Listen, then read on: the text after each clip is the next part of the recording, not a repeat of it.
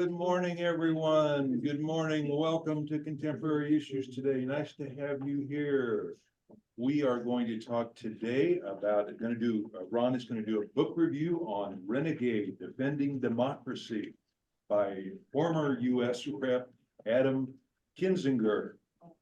And if you didn't see my email yesterday, our regular planned speaker, Lana Banbury, got sick this week and could not continue and be here today. So we're going to reschedule Lana as soon as we can and talk about all things St. Andrew and look ahead to 24 for St. Andrew. So sorry about that, but we're thank Ron for being able to present this in a hurry today. And our usual announcements before we start. Zoomers, welcome. Please mute yourself in the lower left corner of your screen when you're not speaking, and we are recording this for future playback. And any other announcements here on a morning when it was -7 degrees when we came in today on January, what is today? 14th. Yes. And but thankfully church is going and people are here. Any other announcements, things coming up, classes, lots of things on the St. Andrew website. I'd like to encourage you all to go and look on the St. Andrew website about the classes that are here. Conference coming up in April that Rev Mark is scheduled with speakers about process theology and deconstructing your religious beliefs and reconstructing. So that's a particular interest to Rev Mark, of course. So look at that on the website. We had 45 and sisters on. Yeah, it's 45 and 45 women, isn't that what Great. they counted? Yeah, it That's was great. in here, so we're moving it down. Good. People are Wanting coming to get out. yes, even though it's cold. Okay. Well, before I turn it over to Ron, I want to, of course, say that we are talking about political topics today. This book, of course, is critical of Donald Trump and the January 6th events. And so please keep in mind that we are wanting to be considerate and kind in our comments today as much as possible, recognizing, though, that Donald Trump is a very unique character and criticism is warranted in some places. And I want to mention the other side that Biden has incurred criticism lately for his lack of action on immigration in particular. I'm frustrated with that. So on the Democratic side, nobody's perfect, but we are going to talk about immigration one of these days soon also. That's a hot topic and one that does mean a lot to people around the world. So with my rambling now, I want to turn it over to Ron. Okay, well, I want to say, first of all, a big thank you to Steve for his balance, and Steve really does try to make sure here we don't go off the deep end. If I get talking this morning and I start spitting dragon flames, like what's that show you like to watch, Alice? Game of Thrones. Game of Thrones. If I start spitting fire and flame, if my face turns red, if bulging veins appear on my forehead, tell me to calm down, pour a little bit of ice water over my head. At the same time, and by nature, I don't like to offend people. At the same time, some subjects we do in here, particularly that have some political nature or other controversial aspects to them, I don't like to confront and attack and whatever. On the other side of the coin, in my limited life, age 72 years, and I study a lot of American history, I think I can fairly say there's never been quite a guy like. I remember doing some canvassing in the Willowbrook area back when Obama was running against Romney, and I was supporting Obama. But I also remember in my heart the respect I felt for Mitt Romney. Yeah. And I felt any door I knocked on and talked to, my approach was going to be, here's why I favor this one person over Mitt Romney. And never for a second did I have anything in my mind or inventory that attacked the basic moral integrity and character of Mitt Romney. Yeah, so I thought that was good, that I respected the other guy. I didn't think he was some flame-breathing dragon. But a graph I put up there, if we plot our political status on the bottom, conservative or liberal, and by the way, if you just take Adam Kinzinger's political position, he's well on the conservative side, way over there on the conservative side. As is a book we're gonna do in the future, Liz Cheney's book that has trumpeted it to the #1 bestseller list the last 2 weeks, locally and nationally. But they both rate quite conservative. However, I've also put a y-axis on there, what I call moral turpitude. And Donald Trump, quite frankly, See up there? is out there on his own in moral turpitude. I've never seen quite the likes of it. What does that mean? What is Moral turpitude? Ron, dumb it down. Moral midgetry, I don't- moral default, Oh, okay, it's a negative, negative, yeah, it's yeah. negative. And that's just being fair and not to say anything about this man at this time in American history, not to call out these actions and attitudes is, I think, a lack of courage. So, That's a theme of this book and of Liz Cheney's book. yeah, a good bit of that. Okay. Okay, so let's, Liz, of course, interestingly enough, these 3 bestsellers, they're probably the most well-renowned books coming against the Trump policies, are all written by prominent Democrats. I'm sorry, prominent Republicans.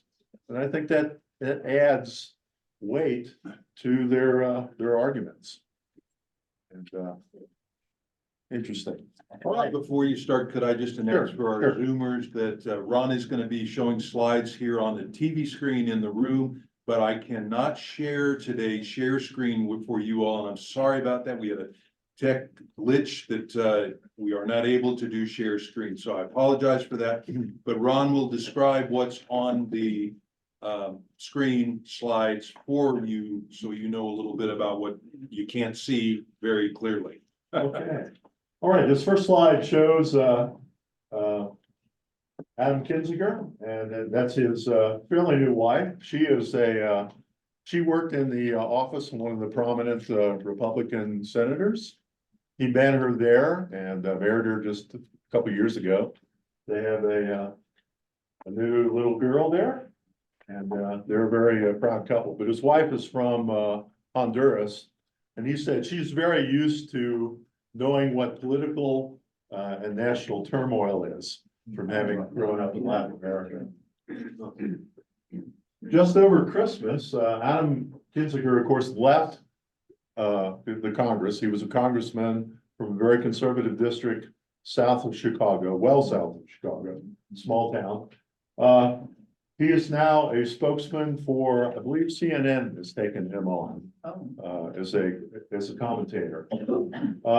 Trump, of course, came out with a Christmas message on X, which is Twitter. Now Twitter's changed name to X. And it was a pretty nasty Christmas message. It talked about he sees some people he was looking to destroy, and some people he felt should rot in hell. So it was not a very nice Christmas present. And Adam came back and bashed him online and said, Christians who support him don't understand the religion. I'm going to go out on a not limb here. This man is not Christian. If you're a Christian who supports him, you don't understand your own religion. That's Adam's opinion. All right. Again, here's some of the books. John Boehner, who's from the Cincinnati area, former Republican House, came out with a book on the House. I haven't read it yet, but I'm well aware of John Boehner. And he is mentioned in Adam's book as a pretty good guy. very conservative, but he felt like John's character and ability to work with other people was to be commended. Is Thank it you. possible to put the camera on the screen? Because we can, No, I'm sorry, I can't get the camera any closer Okay, today. Sorry, Linda. okay, thank you. Thanks for asking. all right. How many have read Team of Rivals by Doris Kearns Goodwin? Anyone? Okay. This book deals with how Lincoln, instead of destroying his competitors and opponents within his own party, he brought them into his cabinet because he wanted to bring in opposing viewpoints. So he brought in Staunton and Bates and Chase, three people who had competed very vigorously against him for the presidential nomination. And so it's a classic book, you know, I highly recommend it. All right.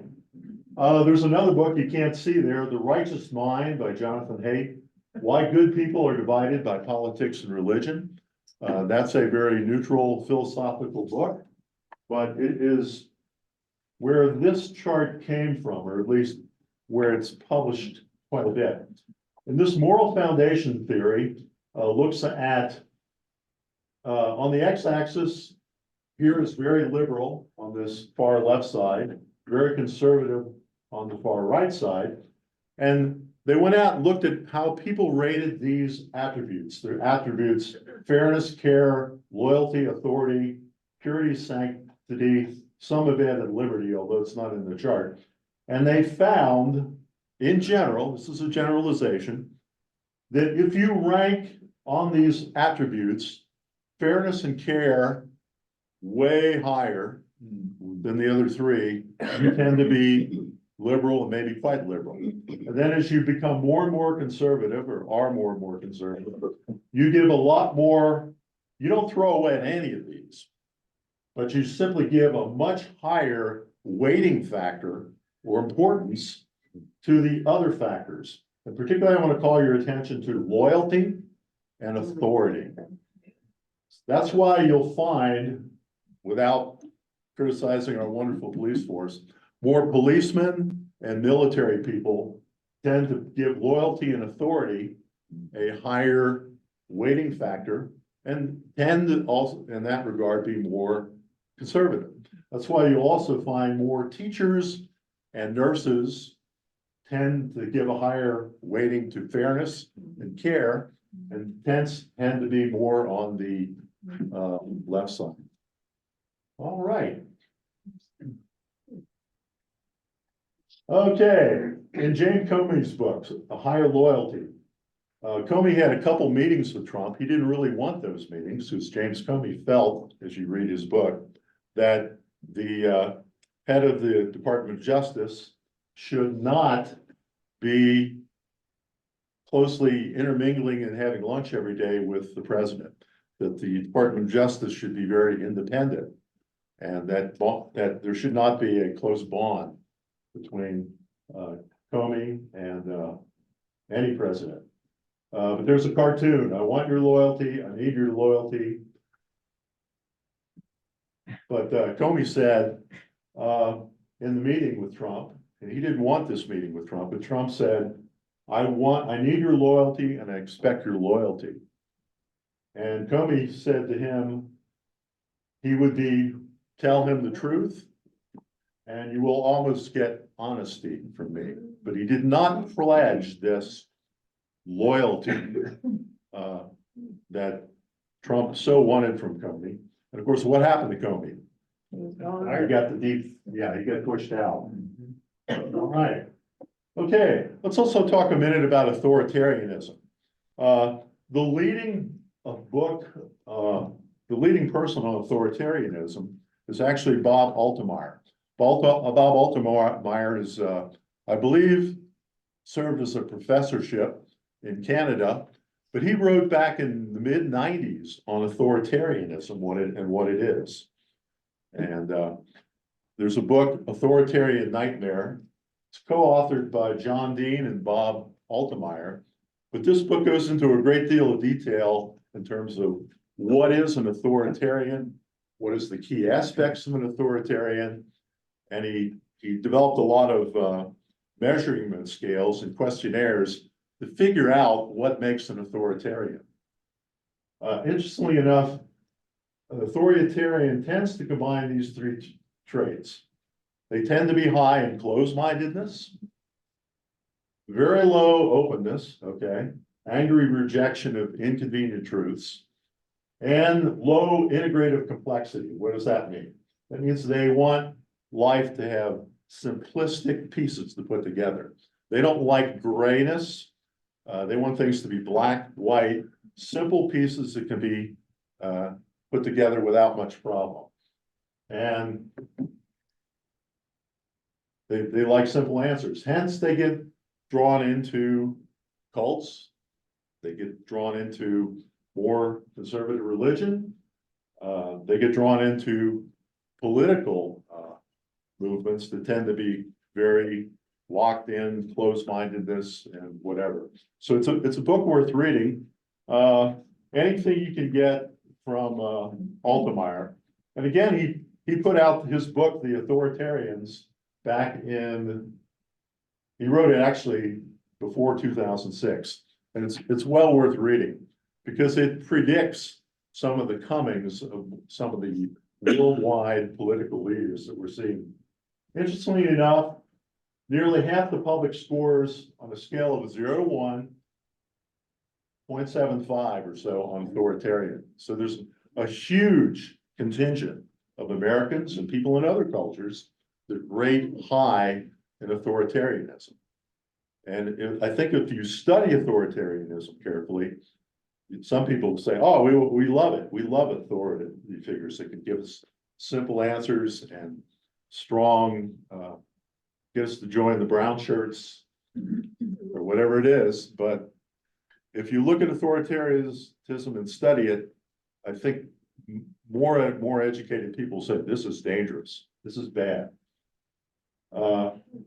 People high in authoritarianism have a particularly negative views of people who don't share their values. Okay. So again, there's that book you gotta try to get, The Authoritarians by Altemeyer. Well, Ron, excuse me, Ron, quick, Yeah. just quick. Would you also say it's on the femininity, masculinity spectrum? Trump appears to have more support among men, who identify themselves as macho men Yes. and masculine. On the feminine part of the spectrum, more females, liberal, as you're defining liberal. Would you want to comment on Absolutely. that just a bit? Yes. The trait of empathy. Women clobber men in empathy on the average. And that means the attributes of care and fairness Mhm. rate much higher generally among women. So hence you find far more women that are liberals. Simple. Okay, here's the book, The Authoritarians. In fact, it's an appendix in this book, and I'll go ahead and pass it around. This book's loaded with appendices of tests you can take to figure out where you stand on authoritarianism. But one of the subtests, this is just a subtest, and this test was developed and put in the book in 1996. So it wasn't aimed at Trump.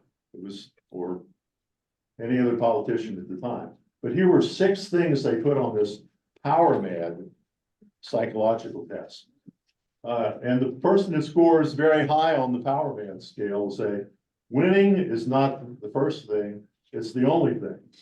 If you have power in a situation, you should use it however you have in order to get your way. It would be cold-blooded and vengeful if that's what it took. I would be cold-blooded and vengeful if that's what it took to reach my goals. Money, wealth, and luxuries mean a lot to me. I like other people to be afraid of me. I will do my best to destroy anyone who deliberately blocks my plans and goals. And I put an arrow over there to Adam Kinzinger, because Adam Kinzinger tended to contest goals and attitudes of the far right-wing branch of the Republican Party. Also, we're seeing right now in the news, the news this week, violent political threats surge as 2024 begins, haunting American democracy.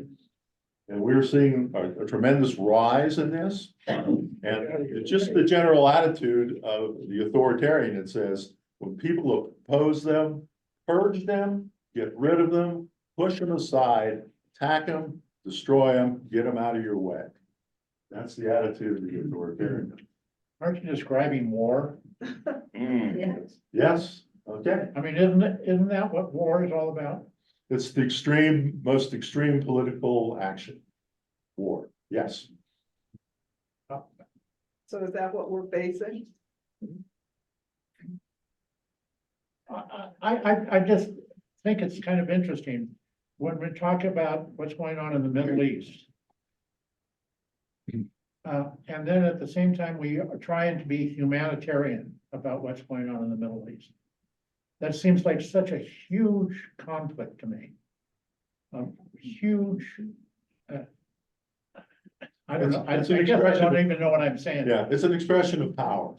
I And mean, we're supporting Israel in its warring actions, but we're also calling for them to be more humanitarian. Exactly, yeah, So it's a conflict. exactly. yes, agreed. I mean, and the whole world is responding to this disaster that's going on over there, but, they killed, couple 25,000. thousand people, and now they're getting 25,000 of the Palestinians are going to be killed. Okay. Let's go back, yeah, okay. We need to further explore that. Good point, though. Okay, let's quickly, so we have time to talk here. Adam Kinziger, born and raised in Bloomington, Illinois. And he said, I had a well-developed conscience from a young age, but also an independent streak that meant I didn't just accept what others said. Said I had a habit of delaying with things. He says his parents told him when he was wrestling with something, he would take a walk around his driveway bricks and just mull and think it over, which I think is a good sign. It means he was a deep thinker. He said, I sought my parents' advice on tough choices, but my parents raised me to think for himself. Although as an adolescent, and as a young teen, he was locked into a group called the Independent Fundamentalist Baptist Church, which demands lockstep adherence to its doctrine and rules. We'll quickly look at a few of those in a moment, but also in his political resume, served in the House from Illinois for more than 10 years.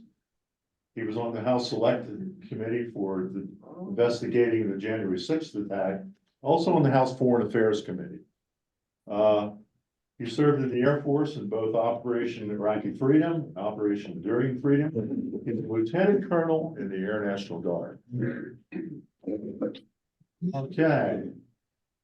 We'll quickly blitz over these. Here's some of the independent fundamentalist Baptist beliefs. They believe the King James Version is the only true word of God, meant to be taken literally. They think that God created the world in 6 24-hour days. Satan is real. Hell is a real place. And everyone who dies without having accepted Christ is going to get roasted alive for eternity. Each IFB church is wholly autonomous and free from outside groups. The pastor speaks for God. Men alone are suited to have the church in the home. For a woman to be pleasing to God, she must always and in all things remain perfectly submissive. No, right. It's sinful for a woman to dress in any way that might cause a man to spiritually stumble. So get those robes and those kebabs or whatever they are.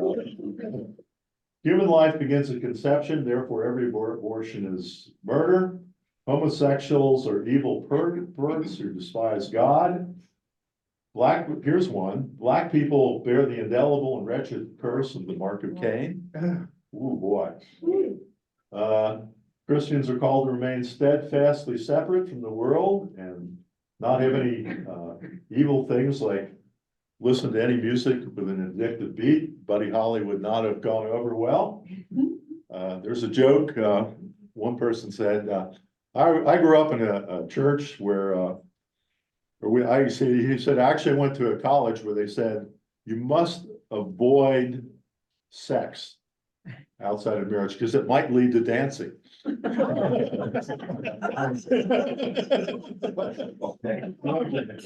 didn't get that. Okay, so in a nutshell, the church he was raised up in is just, whoa, about as strict as strict to be. Wasn't that an ultra conservative Baptist? All Baptist churches aren't like that. This is even more strict than the Southern Baptist, far more strict. Okay.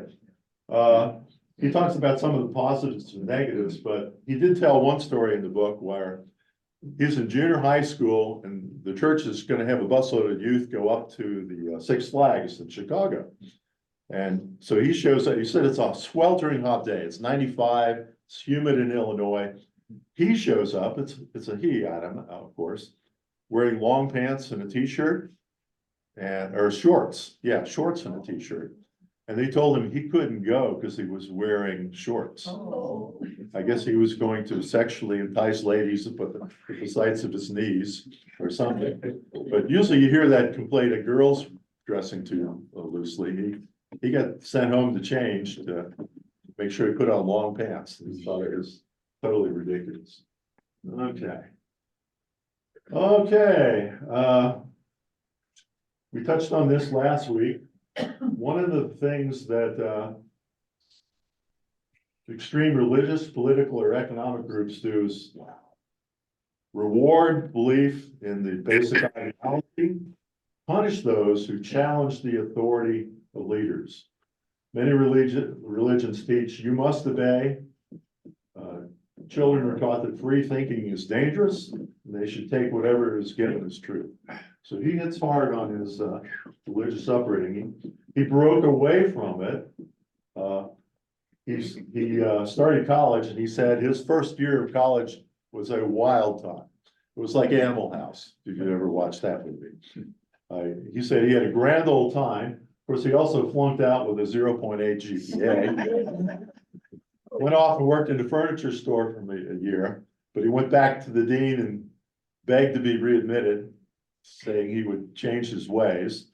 He did. His grades immediately turned out to be excellent. He changed his ways. Getting booted out changed him. He took some classes in political science and got a degree and ran for a county board seat and won. He signed up as a delegate for John McCain in one of the early primaries. He said it did strike him when Bush won the 2000 election. He said he was concerned that Bush had lost the popular vote to Gore by a half million votes, but still got the presidency. So that kind of bothered him. Okay. He had a job at a small technology company located across the street from an airport. He got interested in flying, purchased an old Cessna, and learned to fly before the terrorist attacks. He decided he liked flying so much and he loved his country so much, he tried to get in the Air Force. He was very successful. He did excellent on the aptitude test, ended up going through pilot training, became a pilot for the famous KC-135 air-to-air refuel tanker. There's also a classic book on air-to-air refueling called Passing Gas. All right. Air Force experiences. He served all over the world, Iraq, places like Guam, Turkey, Colombia. He said this gave him a good insight into how the world really was and how American presence or influence was important throughout the world. He said, unfortunately, a certain segment of American citizens have always been isolationists, imagining we could safely ignore the world. So he says, politically, he feels like America has to play a role in the world. He also noted that the Kurds had fought and died with us, and Trump kind of put it to him and allowed the Turkish troops to kill more than 200 of the Kurds without stepping up. Okay, so there's Adam's independent views have caught a lot of flack. He's an independent thinker. He dared question the orange Jesus. Orange Jesus is a phrase that Oh. has showed up in Liz's book on page 58. Referring to Trump. And we'll mention this during, but this was a Republican congressman. He's in line and they're signing a form, a petition to sort of support Trump. And he looked at Liz and said, the things we do to support this orange Jesus. Okay. Okay. Interestingly enough, Thomas Paine had saying, it is the duty of every man, as far as his ability extends, to detect and expose delusion and error. So certainly, Thomas Paine taught that integrity, honesty, and speaking up for what you felt was right is critically important. Okay, a couple quick notes. He gives a lot of comments on different people he's worked with, met, served with. He said Surgeon Ben Carson, Donald Trump made him Secretary of Housing and Urban Development, a job for which he had no qualifications. John Boehner of Ohio. Well, except Ron, excuse me, he grew up in a housing development as a child. So he had that kind of experience. Okay. Sorry. Okay. Go ahead. He said, Adam says good things about John Boehner. He said John Boehner was getting more and more frustrated by working and seeing the way he felt the Republican Party was drifting. And of course, John left that position and is out of Congress now. But he has good things to say about John Boehner. Ronald Reagan, he said his amiability disarmed people. He was a model of someone who could lead people. So obviously, Rush Limbaugh, comic genius who kept people hooked with conspiracy theories and cliffhangers. Sean Hannity considered him a talk show host who shouldn't be held to the standards of news reporters. John Boehner called Hannity a nut. And he said about some activists that show up in Congress, said some try to destroy trust in science, medicine, education. And he said, I sometimes felt I was working with people who, per Mark Twain, refused to let the truth get in the way of a good story. So some frustration working in Congress. All right, more observations. He does make the observation that by 2011, he points out that a greater percentage of the American public is becoming unaffiliated, agnostic, or atheist. And of course, there's a book that we touched on here called What's Causing It and What's Next? Religion's Sudden Decline, because the graphs are showing that religion is dropping off. He also talks about 2015, there being a significant rise in deaths of despair among white working class people, especially those in the early 50s. The rates of death for suicide, opioid overdose, etc., it's going way, way up. And it's affecting more and more men in this age group who have likely often lost factory jobs without finding new employment that delivers equal pay. He felt that feelings of being ignored and fear for the future was evidenced by the Occupy Wall Street protest. He said, however, that the Occupy and the Bernie Sanders movements failed to generate the kind of enthusiasm because they didn't incorporate race so much. Said, if you really want to get people kicked up to the highest possible level, bring in race. He also points in his book, you can do a test of your unconscious bias. I took this test just to see how I would do. Of course, we know what a wonderful person I am now. But no, it showed that, yes, I do have an unconscious bias, racial. He said almost everybody does. You can take this test if you go on this website here. I think it's fun to see how you do. It basically asks you some questions and you got to ask fast. They throw a picture in front of you and say, now quickly categorize it as, A or B. You got to hit A or B. And they detect your bias by the longer you hesitate to get maybe the right answer, the maybe more little bias in your reasoning. So I encourage people to give that a try. Among psychologists, Uh-huh.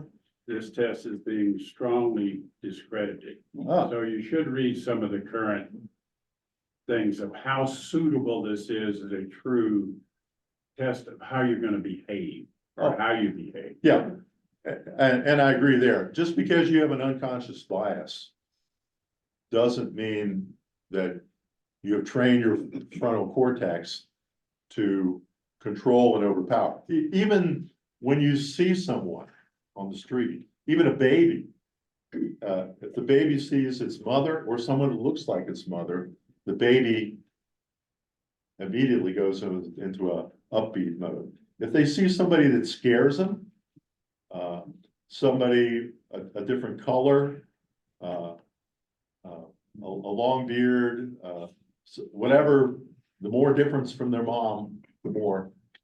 But yeah, Scary Santa Claus. yeah.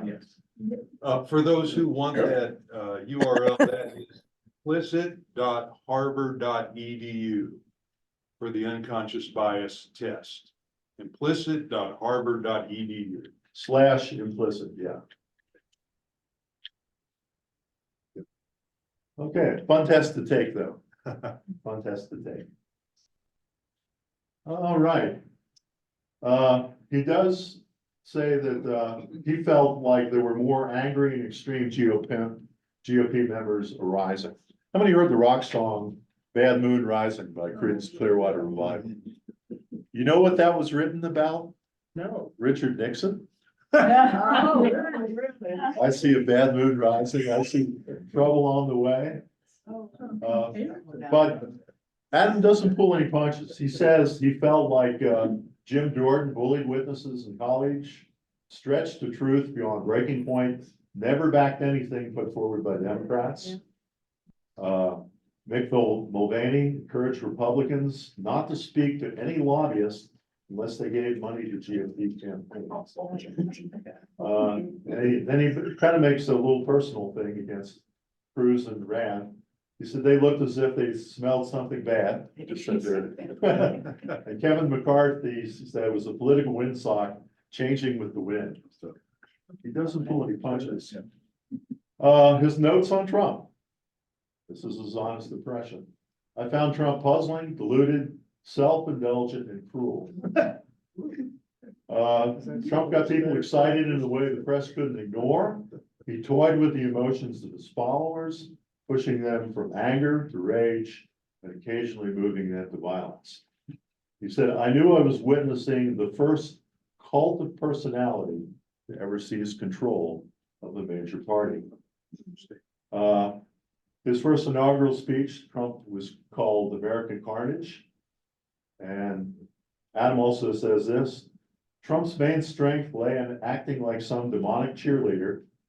This shadow charisma was a superpower which established a hold on the vulnerable. His magic worked on the GOP. It was so tight that nothing he could do or say could break it. This is Adam's opinion. All right. All right. Then Adam got of course, he took a position on the January 6th committee. And he and Liz Cheney, the only two Republicans who served on the committee. And Adam Kinzinger got several letters from family members. He got a quote love letter from his dad's cousin Coronado, who said, you are a disappointment to the family and to God. You go against your Christian principles and join the devil's army. It is now most embarrassing to us that we are related to you. She commented to the New York Times, she wanted Adam shunned. You should know you have lost the respect of Lou Dobbs, Tucker Carlson, Laura Ingraham, Ray Kelly, and Rush Limbaugh. So he got quite a bit of flack. Yeah. Or, His owns me as well, so I can relate. well, he's taken it in stride. He's learned to, he's, Oh, thank God. yeah. Something along those lines. Ron, did he ever get death threats? That he mentioned? I believe he has. I believe he. I know Liz in her book mentions for January 6th, she was so concerned the week before, she hired some extra personal security to accompany her. So, yeah, it turned out it was not an undue response. Also, we'll quickly mention the book Enough by Cassidy Hutchinson. This also made it to the bestseller list. And Cassidy was right there in the White House. And she made some, she's a very conservative Republican, as are Liz and Adam. But they've all had the courage to say, hey, as Cassidy's book is titled Enough. She finally hit her breaking point where, like Popeye said, I can't stand it no more. Time to open the can of spinach. All right. Reflections on the first impeachment. Along with Liz Cheney, he seriously considered to vote yes at the first impeachment. He did. Said he regretted it. He said on the day of January 6th, I realized that the party that once held my loyalty was gone and had been replaced by a fascist cult of personality, built upon decades of ever more extreme partisan politics and cultural warfare. So that's Adam's opinion. Whether you agree with it or not. He said, when Trump said I didn't try to overturn the election, a couple movies I like quotes from. The movie from The Godfather. Admit what you did, Carlo, only don't tell me you're innocent because it insults my intelligence and makes me very anxious. And I feel this way, you know. If somebody tells you, looks you in the eye, and just tells you a bold-faced lie, I feel like The Godfather. It insults your intelligence and it should make you angry. All right. You're caught in cult quicksand when you can listen to overwhelming, incontrovertible, factual evidence and discard it. Your personal career, income, power, and reputation might diminish if you dare acknowledge and act on the truth. Your thirst for power, prestige, sex, money, fame easily overcomes the moral code to defend others, stand for justice and truth. How many have seen Rick Steves' 1 hour presentation on PBS, The Story of Fascism in Europe? It's well worth watching. All right. We passed out today. And I debated whether I should pass this out. You might find it offensive, but here's 24 people that are Republicans or ex-Republicans who have served or supported Trump at various times. And here's just a collection of what they're saying about him now. And I would simply say, if you can get 24 people that you've appointed, worked with, and supported, and they're all now coming out against you, something's amiss. As the what's the famous quote from Hamlet? Something's rotten in the state of Denmark. So Ron, it reminds me of Abraham Lincoln, of course, worked and brought into his cabinet people he disagreed with. And the Secretary of War, Stanton, hated Lincoln in the beginning and criticized him. And in the end, after Lincoln was killed, Stanton said, "I completely changed my mind after working with him. Amazing human being." And so it was just a complete opposite of those working with Trump, it seems. right, Just interesting. right, and throw vegetables at me for this one. I couldn't ignore this cartoon. It's got a lady shaking hands with Trump over a guardrail. "We love you, Donald. Every one of us would gladly sacrifice our lives for you." And his response, "The feeling's mutual. I would gladly sacrifice all your lives for me too." I couldn't resist putting that. All right. He mentions authoritarian populism. Jim Jordan was an attack dog masquerading as a representative. In the House, an increasing number of Republicans gave not a bleep about Americans who disagreed with him. And Adam Schiff, as a Republican, I've been told to hate Adam Schiff because he was such an effective and dogged questioner in hearings.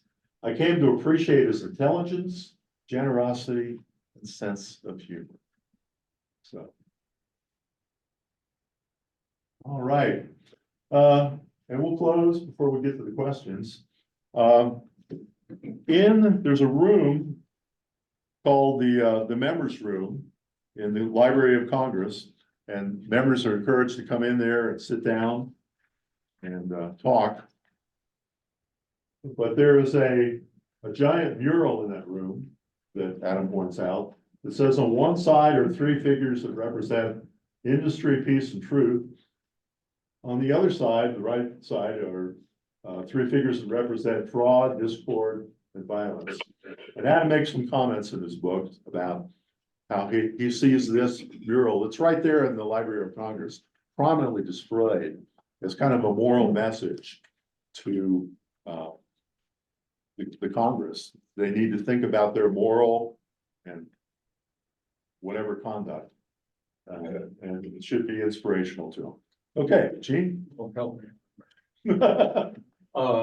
There's another bestseller that's out right now. We saw it interviewed a week ago on Out Front, PBS. A beta is a debate of power and the glory. It's the son of a pastor. He's a famous journalist. I'm not pronouncing his name correctly, but anyway. It's hard for us at St. Andrews, it is for me, and it was for Mary, that we have a sizable number of Americans on the evangelical spectrum that believe that regardless of Trump's imperfections and indictments, in fact, it's to his honor and glory, much like Jesus was persecuted, so Trump is being persecuted. The more indictments, the more slams that he receives, the more it justifies, if he's not the second coming, he's not the Messiah, then he's certainly Moses. He's here to lead. So the more that he is inflicted upon by the scorn of the media, the more it's justified that's good against evil. And these people are so devout and some would say not intoxicated, overwhelmed by this belief system that all the truth and all the facts are just more evidence that he is here to save us. Literally. And if you're dealing against that, wisdom and logic isn't going to make any difference at all. And it's for liberals to get frustrated and wring their hands if they only had the facts wrong like you present. Thank you so much. I mean, that just goes off the back. In fact, it supports if you want to say their theology or the ideology, makes them even more fervent. Yes. So I mean, this puts the ball game in a completely different arena, does it not? I don't know how many millions are out there that have that mindset. But that's why the evangelicals are giving us such a thrust here. It's becoming like nationalism, it's becoming the nationalist. Yep, and they're voting tomorrow, What's that? and they're voting tomorrow in Iowa. Right over. Yeah, tomorrow. Yeah. So we have to have pretty good information about an effective way to bust cults. Yeah. So one of the things I'm looking for is, okay, what's worked to bust cults and how can that be applied in this case? Right? Cults have come and gone Yeah. for millennia. Mhm. So we know how they arise, but how do they fall apart? And is there any way that those of us who think of Trump followers as a cult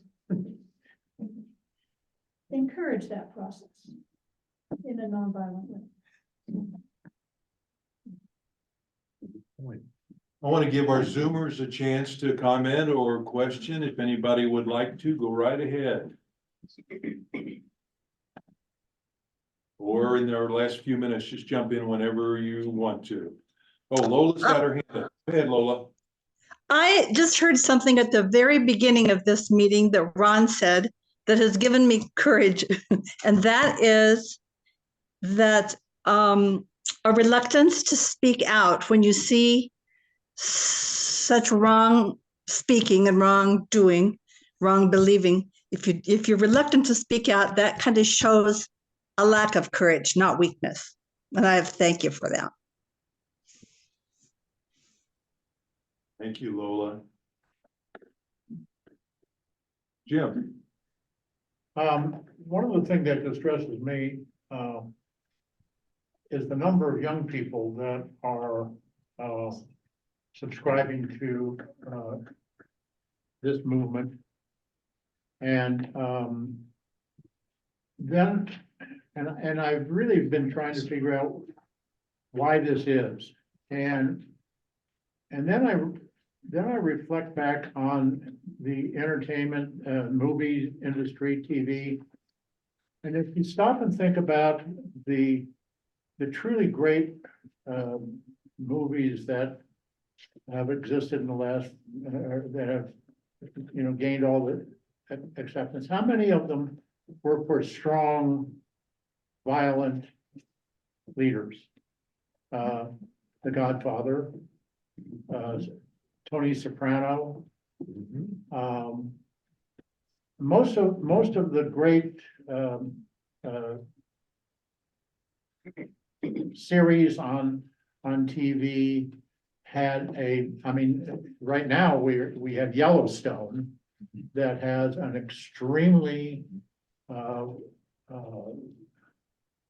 centrist, misogynist leader as a hero, and everybody loves him. Kevin Costner. This is,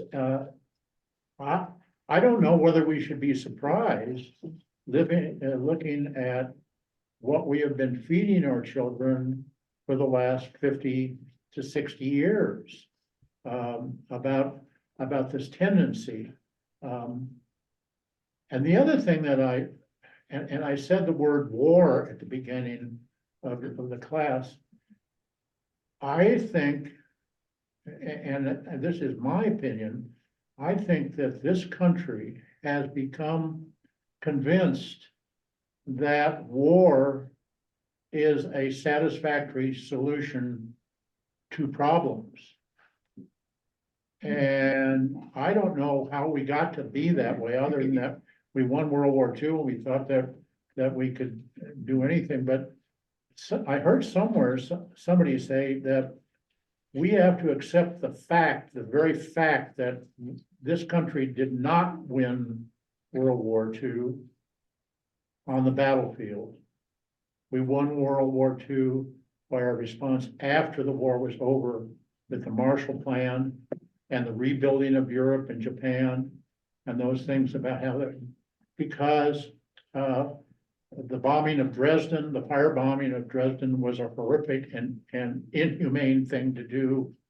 And the dropping of the atomic bomb was equally horrific, and it was terrible things that we did to win on the battlefield.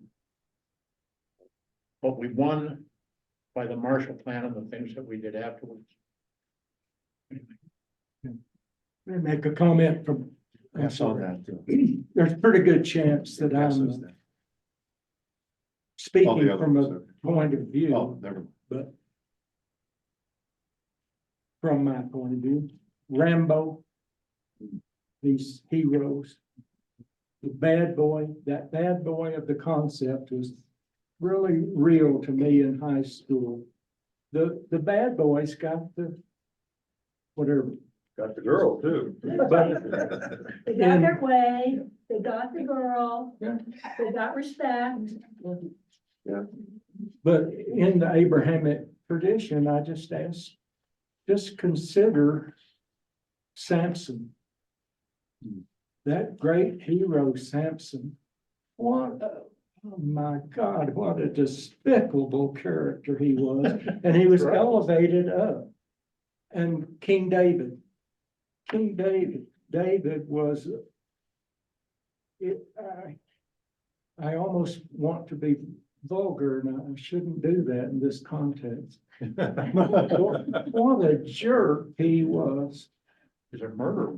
Yeah, murderer and adulteress, on and on and on. And God's punishment to him at one point was to kill 70,000 people because David, God presented him with a choice between which punishment do you want. He's just a despicable as portrayed in the Bible. Anyway, that's our hero. That's our heroes. That's. I have a quick question. Does it seem contradictory that an authoritarian leader like Trump does not want to get involved in wars like Ukraine and other places, that he wants to be isolationist? Wouldn't it seem more normal that an authoritarian would want to go and fight wars and project our power around the world? Does that seem logical? I could see that way, but I think that Trump would be on Putin's side. Yes, maybe that's exactly why he doesn't, want to do it. It's just, there's competing ideologies and desires here. Yeah, Susie? Trump thinks that he's so superior that he can negotiate any situation. Like he can negotiate with Putin about Ukraine. Yeah, he said he'd negotiate the Civil War. Yeah. If he had been So, president. and he thinks he's friends with everybody, and the guy in North Korea, oh, he'll do what I want. So he's that egotistical. I don't think he wants war, because I can do it without war. I'm that much better, don't you think that? Maybe that's a good thing too. Well, I don't know. I think they all laugh at him and think he's a jerk, you know, I mean, that's totally. Good Well, point. he made his money in real estate and you lose all your capital. If your capital's tied up in buildings, right? And then they get destroyed in the war. Yeah, well, yeah. So People don't want more. Yeah. I have a Linda? comment. Excuse me, let me take Linda's comment on Zoom on my screen. Okay. I would like to put a challenge to this group to see if there is research out there on how you bust cults and how you counter authoritarianism. I'm sure that it has been written about, and Ron, that's your assignment. Yeah, that'd be a good lesson, Linda, if you ever want to present to us. Yeah, good question though. Gail. Then I have one other comment. I think a lot of us in this room spent a lot of time and energy raising kids.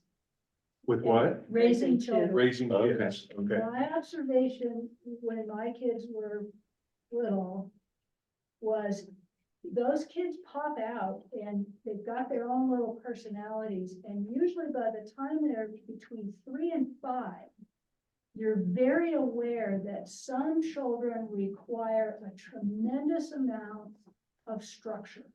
We call it structure when we're raising them, which is essentially authoritarianism. You've got to keep them right on the straight and narrow. If they're given any room at all, they fall apart. And then there's other kids that from the get-go, from as early as age 3, they're more like what Adam was describing his childhood, where he would go walk around the driveway and think things through. So he had some sort of an internal compass. So I've always wondered, and again, there's probably research on this, if kids pop out and by the age of 3 to 5, you can already see the ones that need a lot of structure and the ones that are pretty self-managed.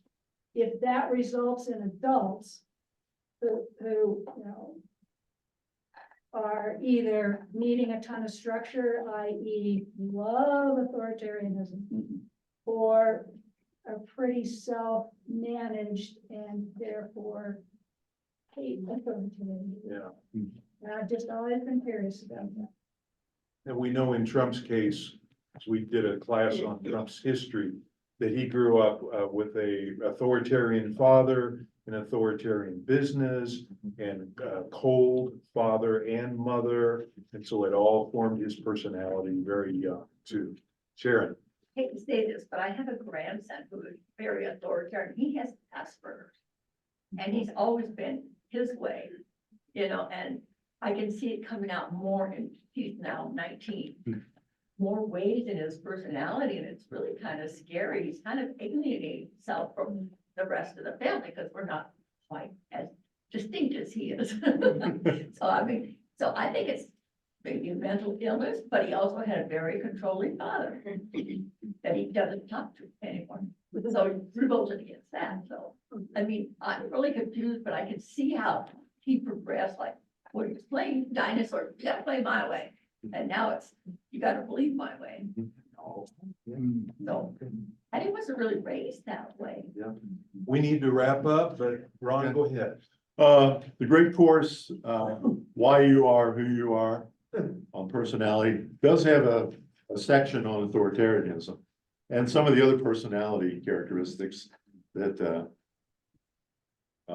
give you a propensity to go different directions on your political beliefs. Well, I believe that. And I also want to say, I probably offended some people today.